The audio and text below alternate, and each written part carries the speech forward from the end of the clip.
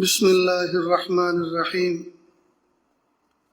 الحمد للہ وکفا وسلام علی عبادہ الذین اصطفا اما بعد اعوذ باللہ من الشیطان الرجیم بسم اللہ الرحمن الرحیم ویسألونک عن الروح قل الروح من امر ربی سبحان ربک رب العزة عما یصفون وسلام علی المرسلین والحمد للہ رب العالمین اللہم صل علی سیدنا محمد وعلی آل سیدنا محمد وبارک وسلم اللہم صل علی سیدنا محمد وعلی آل سیدنا محمد وبارک وسلم اللہم صل علی سیدنا محمد وعلی آل سیدنا محمد وبارک وسلم۔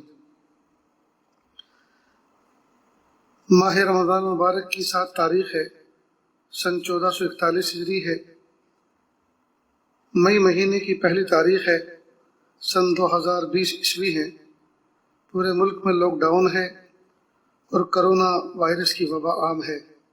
اللہ تعالیٰ سے دعا ہے اللہ تعالیٰ انسانوں کی حفاظت فرمائے اور اس بیماری کو دیکھتے ہوئے اللہ تعالیٰ کی معرفت اور قدرت کو پہچاننے کی توفیق عطا فرمائے۔ مکہ مکرمہ کے اندر بہت سے مشرکین رہتے تھے۔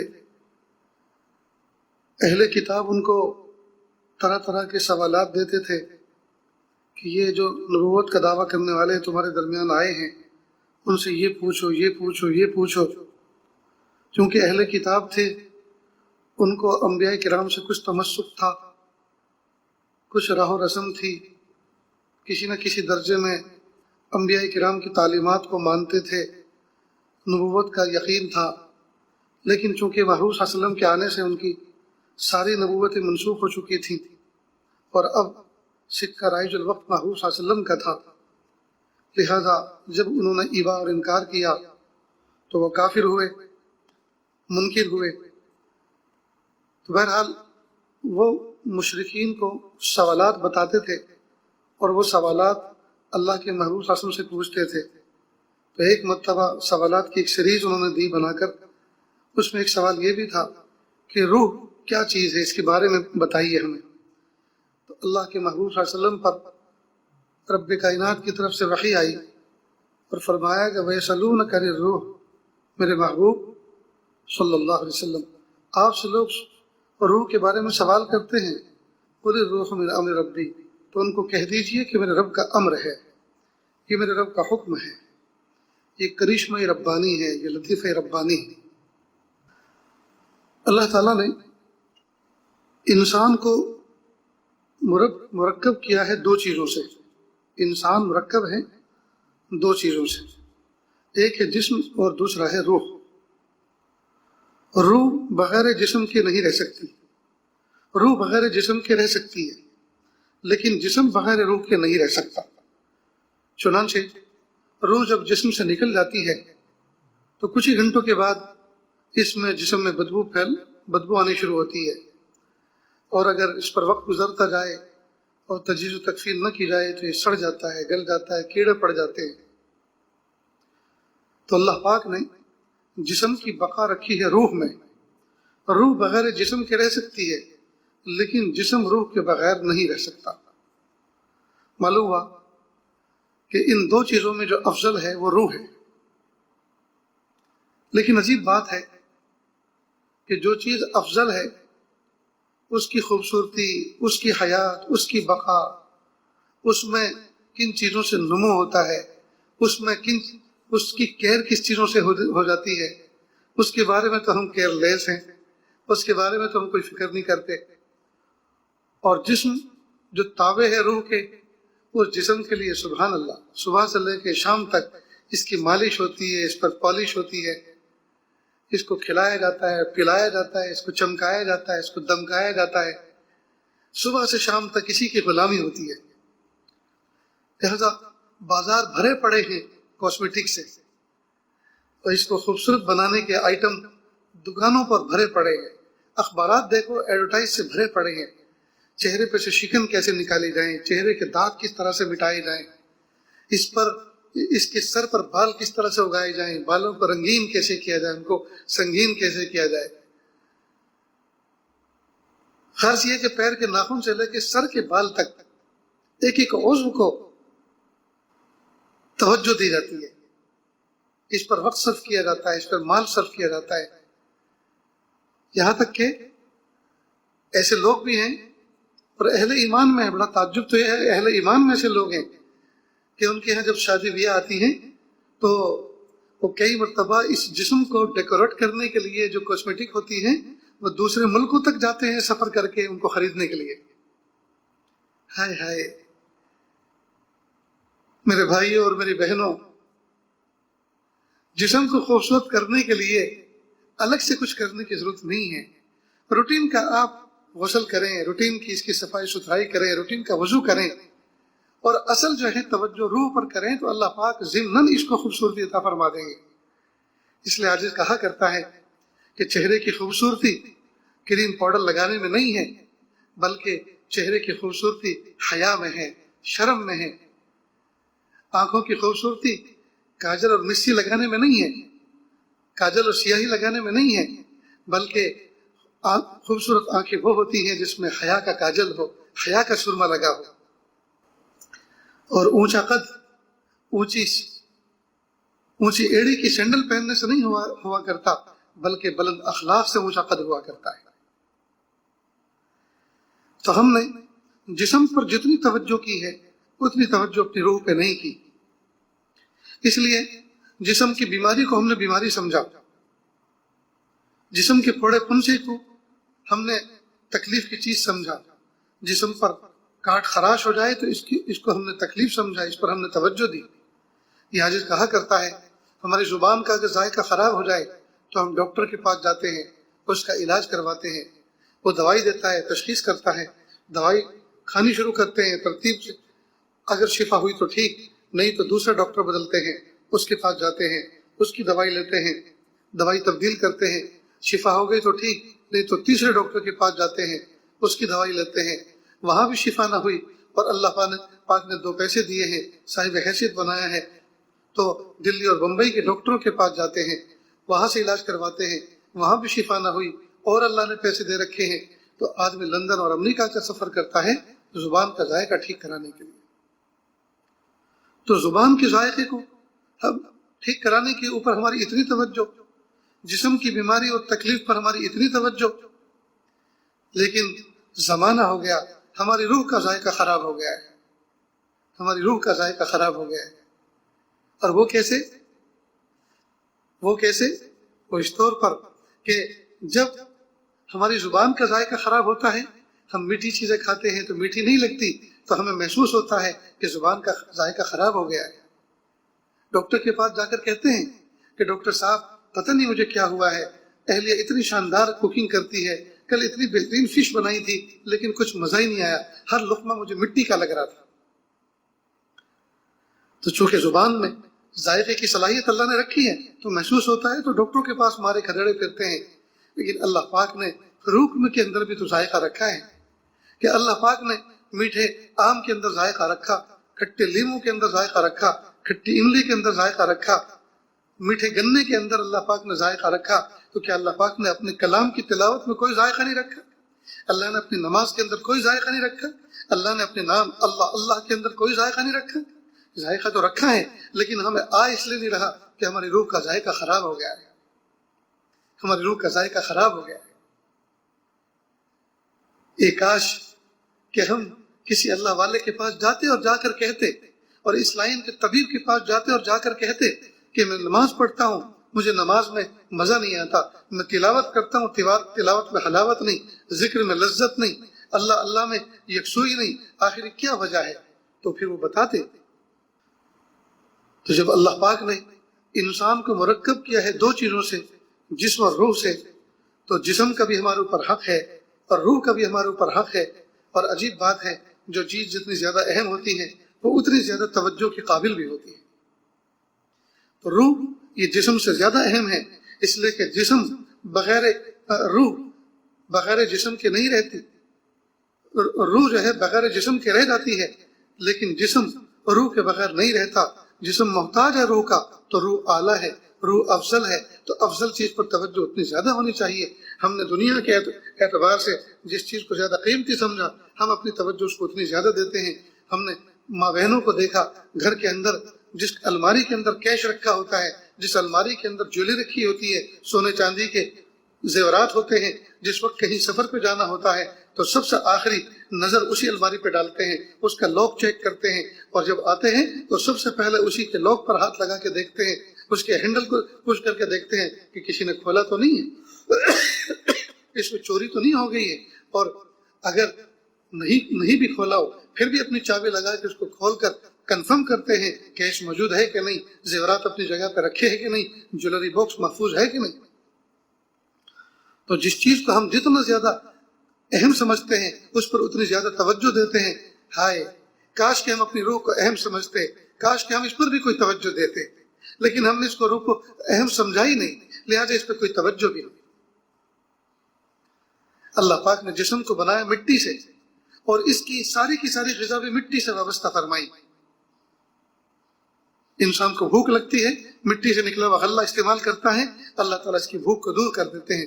پیاس لگتی ہے، مٹی سے نکلا ہوا بورویل سے، کنویں سے نکلا ہوا پانی پیتا ہے، شکم سیر ہو جاتا ہے، تشنگی اس کی دور ہو جاتی ہے۔ لباس کی ضرورت ہے تو لباس بھی اللہ پاک نے مٹی سے وابستہ فرمایا۔ غرض یہ کہ جتنی بھی میٹل سے لے کر ہر چیز تک، یعنی سوئی سے لے کر دھاگے تک جتنے بھی انسان کی ضرورت کی چیزیں ہیں وہ ساری کی ساری اللہ پاک نے مٹی سے وابستہ فرمائی۔ کچھ ڈائریکٹلی یوز ہوتی ہیں اور کچھ انڈائریکٹلی پروسیس کے بعد جو ہے یوز ہوتی ہیں، لیکن ہوتی ہیں وہ نکلی ہوئی مٹی سے۔ تو انسان کا جسم مٹی سے بنا اور اس کی ساری ضرورت اللہ پاک نے مٹی سے وابستہ فرمائی۔ روح آئی ہے عالم بالا سے، عالم بالا سے، اور اس کی غذا بھی عالم بالا سے تعلق رکھتی ہے، اور یہ بھی بلند و بالا، اور اس کی غذا بھی رفیع و اعلیٰ، اور اس کا نظام بھی بڑا عجیب و غریب۔ افسوس کہ ہم نے اس پر کوئی توجہ نہیں کی۔ اب سوال یہ پیدا ہوتا ہے کہ اس بات کا ہمیں احساس ہو گیا، ہم مان لیا کہ ہماری توجہ زیادہ جسم کی طرف ہے، اور اسی کی بیماری کی طرف ہماری توجہ زیادہ ہوتی ہے۔ جب یہ بیمار ہوتا ہے تو ہم مارے کھدیڑے پھرتے ہیں، اس کے علاج کی فکر کرتے ہیں، اور ہماری توجہ روح کی طرف نہیں ہے۔ تو آخر روح کی اصلاح کیسے ہوتی ہے، کون کرتے ہیں؟ تو روحانی طبیبوں کے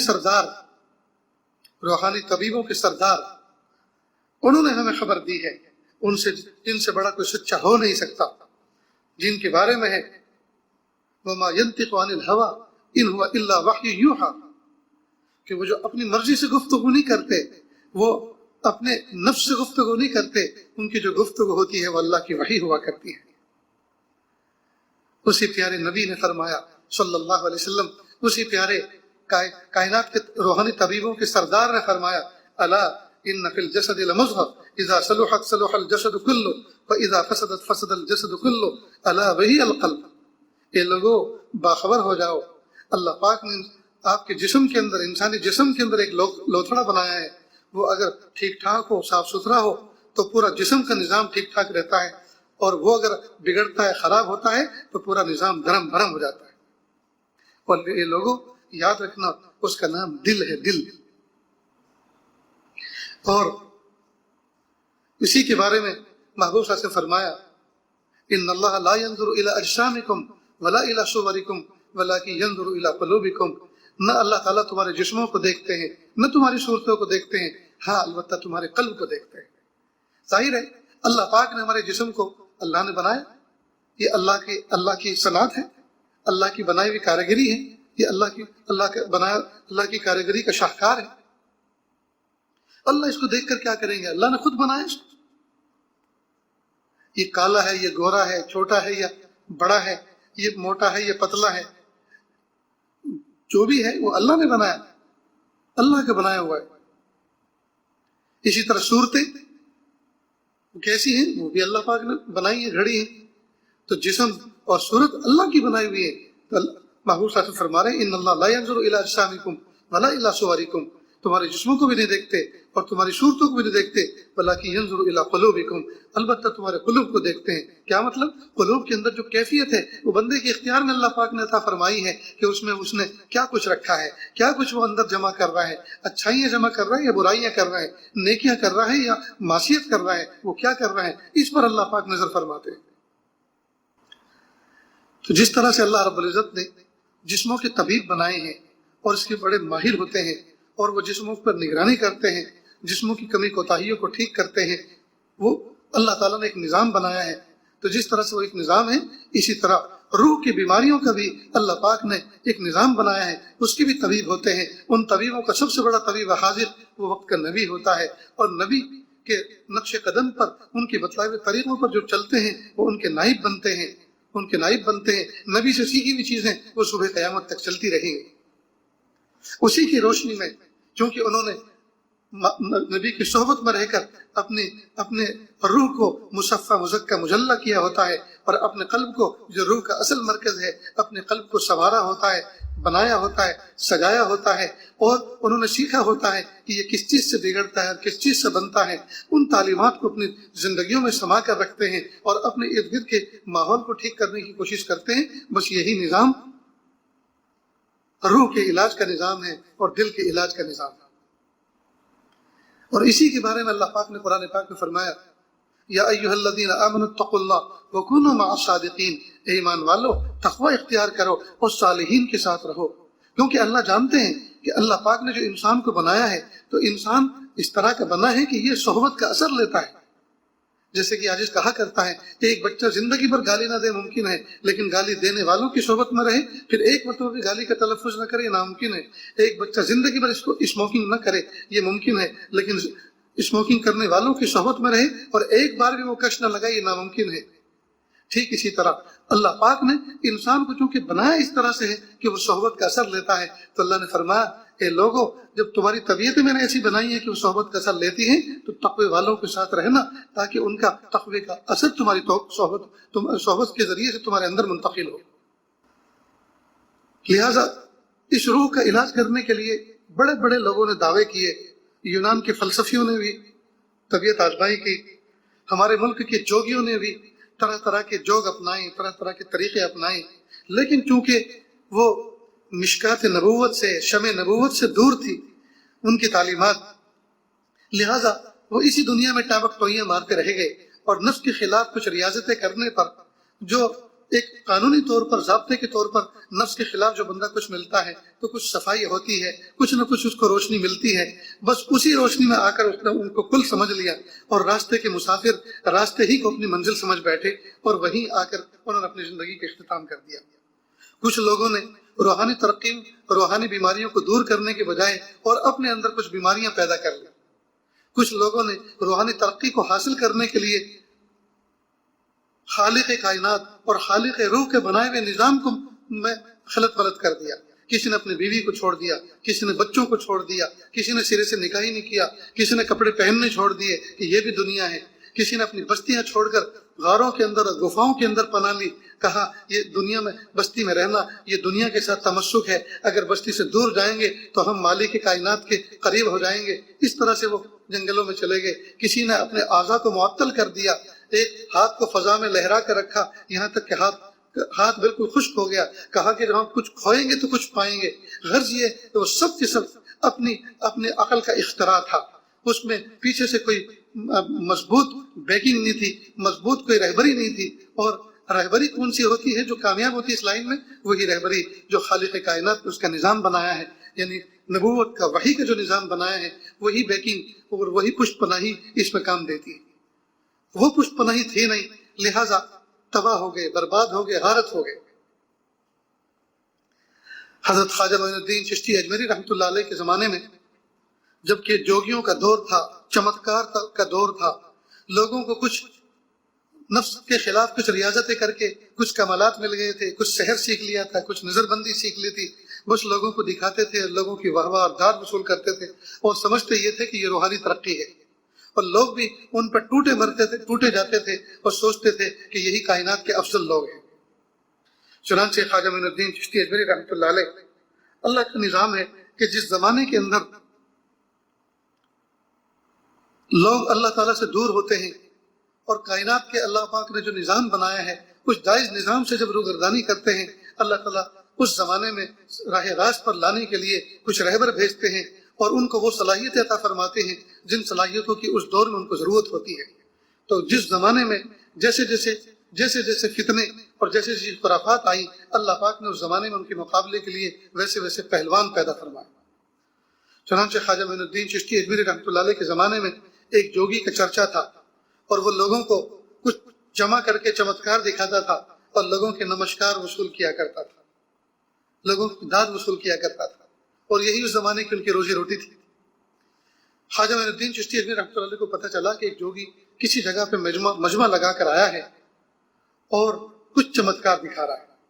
حضرت نے اپنے خادم کو ساتھ لیا، لکڑی کی کھڑاؤں ہوا کرتی تھی اس زمانے میں، لکڑی کی چپل وہ پہنے ہوئے تھے، پہنچے مجمع میں۔ جس وقت وہ مجمع میں پہنچے تو پتہ چلا کہ جوگی زمین سے آسمان کی طرف اڑ رہا ہے، لوگوں کے سروں کے اوپر اڑ رہا ہے۔ اللہ کی شان، حضرت خواجہ معین الدین چشتی اجمیری رحمۃ اللہ کی طرف متوجہ ہوئے اور اپنی کھڑاؤں کو حکم دیا کہ اس کو نیچے اتار کے لائے۔ اب یہ کھڑاؤں گئی اور اس کے سر کے اوپر اس نے ہلکی ہلکی ضرب لگانی شروع کی، وہ نیچے اترنا شروع ہوا۔ اللہ کی شان، جب اس کی فلائٹ مکمل لینڈ ہو گئی، نیچے اتر گئی، وہ سمجھ گیا کہ اس مجمع کے اندر آج کوئی ایسا پہلوان آیا ہے جو میرے مقابلے کا ہے۔ تو اس نے فوراً ایک اور چیلنج دیا کہ بھائی میرے پاس ایک گر اور ہے، اگر کوئی میرا مقابل کا شخص ہو تو میرے سامنے آئے، وہ میرے اس گر کا مقابلہ نہیں کر سکتا۔ حالانکہ خواجہ معین الدین چشتی اجمیری رحمۃ اللہ علیہ کو نہ یہ پتا تھا کہ وہ کون سا گر دکھانے والا ہے، اور نہ یہ پتا تھا کہ یہ گر ہوتا کیا ہے، لیکن ان کا یقین اس بات کا تھا کہ اللہ پاک نے مجھے حق کا داعی بنایا ہے، اللہ پاک نے حق پر مجھے قائم فرمایا ہے، تو اللہ کی مدد حق کے ساتھ ہوگی، باطل کے ساتھ نہیں ہوگی۔ چنانچہ فوراً کھڑے ہوئے اور چیلنج قبول کر لیا۔ اس نے کہا اچھا میاں جی آپ ہیں، آپ میرا مقابلہ کریں گے؟ کہا کہ دیکھو، ایک پیالہ پانی کے اندر میں اپنے پورے وجود کو غرق کر دیتا ہوں، کیا آپ ایک پیالے پانی کے اندر اپنے وجود کو غرق کر سکتے ہیں؟ تو کہا اگر آپ، خواجہ معین الدین چشتی اجمیری رحمۃ اللہ فرمایا، اگر آپ ایک پیالے پانی کے اندر اپنے وجود کو غرق کر سکتے ہیں تو میں بھی اللہ کی ذات سے یقین رکھتا ہوں کہ میں بھی اپنے وجود کو ایک پیالے پانی میں غرق کر دوں گا۔ چنانچہ 2 پیالے منگائے گئے، ایک اونچی سی جگہ پہ رکھے گئے۔ اب حضرت نے ایک بات فرمائی کہ جوگی صاحب آپ اپنے مذہب کے لوگوں کو اٹھاؤ، 2 شخصوں کو، اور ان سے حلف لو، ان سے وعدہ لو کہ وہ جو بولیں گے سچ بولیں گے اور سچ کے سوا کچھ نہیں بولیں گے۔ چنانچہ 2 شخصوں کو بلایا گیا اور ان سے حلف لیا گیا کہ جو کچھ بولو گے سچ بولو گے، سچ کے سوا کچھ نہیں بولو گے۔ انہوں نے وعدہ کر لیا۔ اس کے بعد حضرت نے کہا کہ 2 رومال منگواؤ، جیسے دستی ہاتھ کے رومال ہوتے ہیں، ایسے 2 کپڑے منگائے گئے۔ پھر حضرت نے فرمایا کہ دیکھو، جوگی اپنے پیالے میں غرق ہوں گے اور میں اپنے پیالے میں غرق ہوں گا، اور تم دونوں کا کام یہ ہے کہ الگ الگ پیالے سے دونوں کپڑوں کو بھگو کے رکھ لینا، اور جب ہم پوچھیں تو جو تم سے پوچھے وہ سچ کہنا، سچ کے سوا کچھ مت کہنا۔ ٹھیک ہے۔ اللہ کی شان، جوگی نے اپنے پیر کا انگوٹھا پانی میں ڈبونا شروع کیا اور وہ اس طرح سے ڈیزولو ہونا شروع ہوا جس طرح سے موم بتی پگھلنا شروع ہوتی ہے۔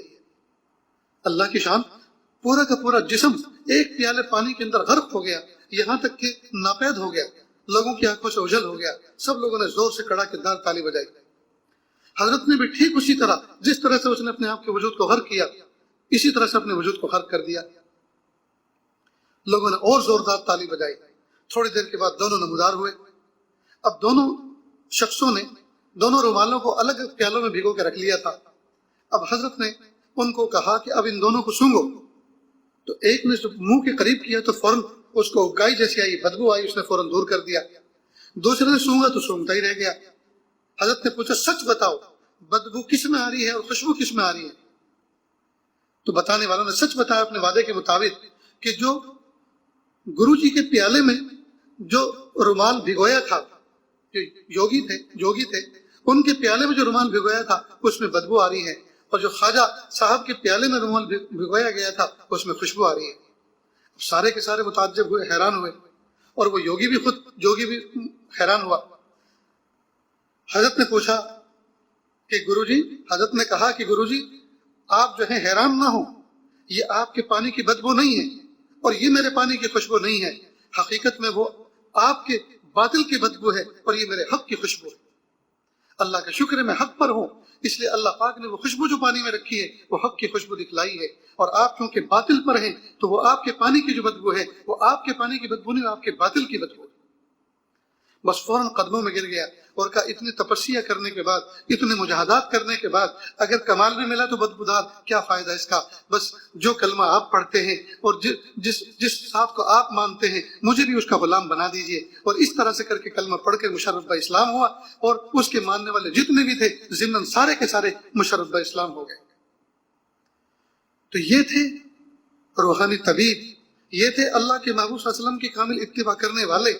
ये जानते थे कि रूह किन चीजों से खराब होती है, ये जानते थे रूह में किस चीज से जिला पैदा होती है, ये जानते थे रूह की बीमारी क्या है और ये जानते थे रूह की शिफा क्या है, ये जानते थे रूह की तनज़्ज़ुल किस में होती है और रूह की तरक्की किस में होती है। ये रूहानी तबीब थे। आज भी अल्लाह रब्बुल इज्जत ने इस आसमान की छत के नीचे धरती के ऊपर अल्लाह पाक ने अपने नेक बंदों का एक निजाम बनाया है, लेकिन हम उनके पास बैठते कहाँ हैं। अल्लाह वालों के पास जाते हैं तो अपनी जाती कुछ गर्जें लेकर जाते हैं। मालदार किसी अल्लाह वाले से ताल्लुक इसलिए रखता है, उनको हदिये तोहफे इसलिए पेश करता है कि इनकी दुआ से मेरी तिजारत में कभी लॉस नहीं आएगा, मेरी तिजारत में तरक्की होती रहेगी। भाई इस तिजारत को लेके तुम करोगे क्या, इस मादियत से तुम करोगे क्या। वो बीमार आदमी इसलिए जाता है ये सर पे हाथ फिरा देंगे, ये दम कर देंगे तो मुझे शिफा हो जाएगी। कोई कंगाल और कल्लाश आदमी इसलिए जाता है ये दुआ कर देंगे, ये तवज्जो कर देंगे तो मेरा घर बार बन जाएगा। कोई गैर शुदा शादीशुदा इसलिए जाता है इनकी नजर पड़ जाएगी तो खूबसूरत कोई दुल्हन मिल जाएगी। गर्ज ये कि एक से लेकर आखिर तक, अलिफ से लेकर या तक जितने लोग बुजुर्गों से इस वक्त वाबस्ता हो रहे हैं सबके अंदर जो है कोई ना कोई मादी गर्ज है, कोई ना कोई ऐसी खोट है जिस खोट की वजह से वो तरक्की नहीं कर पा रहा। वो जिस मकसद के लिए बैठे थे, अल्लाह पाक ने जिस मकसद के लिए, जिस मनसब पर उनको फाइज किया था, उस दर्द के लिए, उस दुख के लिए, तो एक आदमी भी उनके पास नहीं आ रहा। कोई नहीं आकर कहता हजरत जमाना हो गया, सज्दों में सिवाय टक्कर मारने की कुछ नहीं मिल रहा, हजरत जमाना हो गया, तिलावत में हलावत नहीं, जिक्र में लज्जत नहीं, क्या मेरी जिंदगी ऐसी गुजर जाएगी। मेरी 40 साल की उम्र हो गई, 46 साल की उम्र हो गई, क्या मैं इसी तरह गफलत में जिंदगी गुजार के चला जाऊंगा।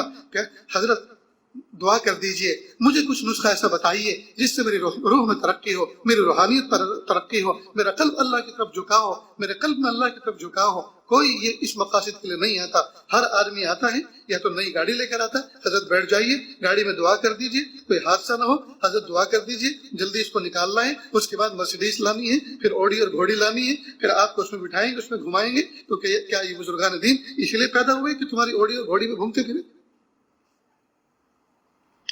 इसलिए मेरे भाइयों, मेरी बहनों, अल्लाह के लिए रमजान मुबारक के महीने में हम अल्लाह से ये मांगे, मेरे प्यारे अल्लाह, जुबान के जायके के लिए हम सुबह से शाम तक क्या कुछ नहीं करते। मेरी माँ बहनों से मैं मुखातब हूँ, वो जरा सोचे वो किचन में कितने घंटों से खड़ी हुई हैं, अब जुबान के जायके को लिए और जुबान के चटखारे के लिए कितने कितने घंटे हमारी एनर्जी और हमारी मेहनत उस पर सर्फ हो रही है। और जरा से नमक की कमी रह जाए, जरा सी मिर्च की कमी रह जाए, जरा सा टेस्ट ऊपर नीचे हो जाए, कुछ दाद मिलती है भला? कुछ नहीं। तो जुबान के लिए हम इतनी मेहनतें कर रहे हैं, इतने पसीने बहा रहे हैं, इतने पसीने बहा रहे हैं। कई कुरान पाक के पारे पूरे करने के बाद एक मरतबा भी हमारा दिल नहीं लरसता, एक मरतबा भी हमारे आंखों में आंसू नहीं आते, हमारा दिल नहीं कांपता। हम अल्लाह से ही दुआ क्यों नहीं करते। मेरे प्यारे अल्लाह, जब आपने मेरे हाथों में ये तासीर रखी है कि मेरे हाथ जिस खाने में पड़ जाए, मेरे शोहर कहते हैं, मेरे सरताज कहते हैं, मेरे बच्चे कहते हैं, मेरी बेटी कहते हैं, अम्मी तुम्हारे हाथ की तो बात ही कुछ और है, अम्मी तुम बीमार मत हुआ करो। जब हम पकाते हैं तो हमारे हाथों में वो तासीर नहीं होती, सब लोग दस्तरखान से भूखे भूखे रूखे रूखे उठ जाते हैं। अम्मी तुम बनाया करो, तुम्हारे हाथ में अल्लाह ने तासीर रखी है। तो वो माँ अल्लाह के सामने रोकर यूं क्यों नहीं कहती, प्यारे अल्लाह, जब आपने मेरे हाथों में खानों में ऐसी तासीर रख दी है कि लोग उंगली चाटते रह जाते हैं, मेरे प्यारे अल्लाह, मेरी तिलावत में भी तासीर पैदा फरमा दीजिए, मेरे जिक्र में भी तासीर पैदा फरमा दीजिए। मेरे प्यारे अल्लाह, मेरे अखलाक भी अच्छे कर दीजिए, मेरी जुबान से निकलने वाले अल्फाज भी अच्छे कर दीजिए। अल्लाह, मेरी जुबान से अल्फाज निकलते हैं तो सामने वालों का दिल छलनी छलनी हो जाता है। अल्लाह, मेरा बिहेव, मेरा बर्ताव किसी के साथ होता है तो वो मुझसे कभी न मिलने का हद कर लेता है। तो इसके बारे में हम अल्लाह से क्यों नहीं दुआ करते फिक्र के साथ। تو آج کی اس مجلس میں بس اتنا ہی. ہم اللہ سے یہ مانگیں میرے پیارے اللہ جسم کو بہت سنوارا، جسم کو بڑی راحت پہنچائی، جسم کو بڑا مزین کیا، اس پر خوب پالش کی اور اس کی مالش کی. میرے پیارے اللہ یہ تو سواری ہے، اصل سوار یہ تو مرکب ہے، اصل راکب اور اصل سوار تو روح ہے. اس کی تو کبھی کچھ فکر ہی نہیں. کوئی آدمی صرف گھوڑے کی پشت پر ہاتھ پھیرتا رہے، اس میں کنگا کرتا رہے، اس کی مالش کرتا رہے، اس کا دانہ کھلاتا رہے اور اس پر سواری نہ کرے اور سوار کے لیے عزت کا کوئی خیال نہ کرے، تو پھر یہ تو عجیب بات ہو گئی، عجیب سی بات ہو گئی. اس لیے ہم نے جسم جس کو اللہ پاک نے سواری بنایا ہے، جس کو اللہ پاک نے مرکب بنایا ہے، تو سوار کے لیے جب ہم سواری کی اتنی فکر کرتے ہیں تو سوار کی طرف بھی تو توجہ دیں. لیکن سوار کو تو ہم بھول ہی گئے، سوار کو تو ہم بھول ہی گئے. اللہ تعالیٰ سے دعا ہے کہ اللہ تعالیٰ کہنے سننے سے زیادہ عمل کی توفیق عطا فرمائے. وآخر دعوانا ان الحمدللہ رب العالمین. دعا کیجیے. بسم اللہ الرحمن الرحیم. الحمد للہ رب العالمین الرحمن الرحیم مالک یوم الدین. إياك نعبد وإياك نستعين إياك نعبد وإياك نستعين إياك نعبد وإياك نستعين اهدنا الصراط المستقيم صراط الذين أنعمت عليهم غير المغضوب عليهم ولا الضالين آمین یا رب العالمین. اللہ جی ہم ظاہر میں آپ کے بندے اور بندیاں ہیں، حقیقت میں نہایت گندے ہیں. اللہ ہمارے دلوں کی گندگی کو دور فرما، ہمیں اپنی بندگی کا سلیقہ عطا فرما، شرمندگی والے کاموں سے ہماری حفاظت فرما، برے دن سے، بری بات سے، بری رات سے، برے انجام سے ہماری حفاظت فرما، سوء خاتمہ سے ہماری حفاظت فرما. میرے پیارے رب، رمضان مبارک کے مبارک مہینہ ہے اور شام کا افطار کا وقت ہے. افطار کے وقت آپ کی رحمتیں چھم چھم برستی ہیں. آپ کی طرف سے اعلان کیا جاتا ہے کوئی مانگنے والا اس کو دیں، ہے کوئی بیماری سے شفا مانگنے والا اس کو شفا دے، ہے کوئی گناہوں سے مغفرت چاہنے والا اس کی مغفرت کرے. میرے پیارے اللہ، اس کرونا وائرس سے اللہ انسانوں کو شفا عطا فرما، اس وبا سے انسانوں کو شفا عطا فرما. اللہ گناہوں سے اللہ ہماری معافی ہمیں معافی نصیب فرما، ہماری مغفرت فرما. اللہ ہم سب کو ایسا بنا دیجئے ہم آپ کو پسند آ جائیں. میرے پیارے اللہ، جمعہ کا مبارک دن ہے، رمضان مبارک کا مبارک مہینہ ہے، اور جمعہ کا دن بھی جمعہ کے دن کا وقت بھی وہ پرائم وقت ہے جس کے بارے میں محبوب صلی اللہ علیہ وسلم اور عائشہ صدیقہ رضی اللہ عنہ کی طرف سے یہ اشارے ملتے ہیں کہ اس وقت میں عصر کے بعد سے لے کر غروب آفتاب تک کی گھڑی ایسی ہوتی ہے جس میں دعائیں قبول ہوتی ہیں. میرے پیارے رب، میرے سونے رب، میرے اچھے رب، ہم آپ سے بھیک مانگتے ہیں. میرے پیارے اللہ، آپ نے فرمایا فَأَمَّا السَّائِلَ فَلَا تَنْهَرْ، سائل کو جھڑکو نہیں، سائل کو ڈانٹو نہیں. اللہ جب ہم کمزوروں کا آپ نے یہ حکم دیا تو آج ہم بھی تو سائل بن کر آپ سے بھیک مانگ رہے ہیں. اللہ جی ہمیں ڈانٹیے نہیں، اللہ جی ہمیں جھڑکیے نہیں. اللہ ہماری دعاؤں کو قبول کر لیجیے، ہماری تمناؤں کو قبول کر لیجیے. اللہ ہماری دعا سب سے بنیادی، سب سے پہلی اور سب سے اول یہ ہے، اللہ جی آپ ہمیں کامل معاف کر دیجیے، معاف کر دیجیے، معاف کر دیجیے، معاف کر دیجیے، معاف کر دیجیے. اور راضی ہو جائیے، اور ایسے راضی ہو جائیے کہ پھر کبھی ناراض نہ ہونا، ایسے راضی ہو جائیے پھر کبھی ناراض نہ ہونا.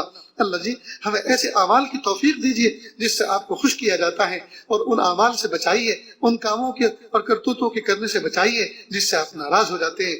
میرے پیارے اللہ، اپنی محبت دے دیجیے، اپنی معرفت دے دیجیے، اپنا قرب دے دیجیے، اپنی ولایت دے دیجیے، مقام احسان دے دیجیے، مقام احسان کا کامل احساس دے دیجیے. اللہ جی سر کے اوپر پنکھا گردش کر رہا ہے، احساس ہوتا ہے کہ سر پہ پنکھا ہے. قریب میں دوست احباب بیٹھے ہوں تو احساس ہوتا ہے، اگرچہ آنکھیں بند ہو احساس ہوتا ہے کہ دوست احباب قریب میں بیٹھے ہیں. اور آپ نے فرمایا نحن اقرب الیہ من حبل الورید، ہم تو تمہاری رگے جان سے زیادہ قریب ہیں.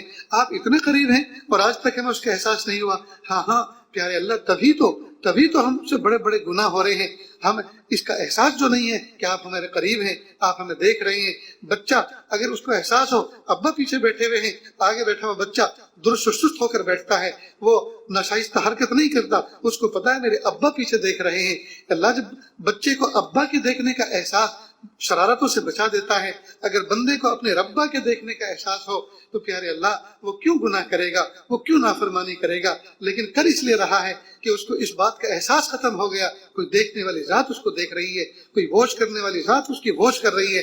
اللہ جی احساس اچھی طرح دل میں بٹھا دیجئے، جگہ دیجئے کہ آپ ہم ہر وقت ہمارے ساتھ ہیں، آپ ہر وقت ہمارے ساتھ ہیں، ہم جہاں بھی ہوں آپ ہمارے ساتھ ہوتے ہیں، آپ ہمیں دیکھ رہے ہوتے ہیں. میرے پیارے اللہ اس کا احساس عطا فرما، احسان کامل عطا فرما، احسان کامل کا کامل احساس عطا فرما.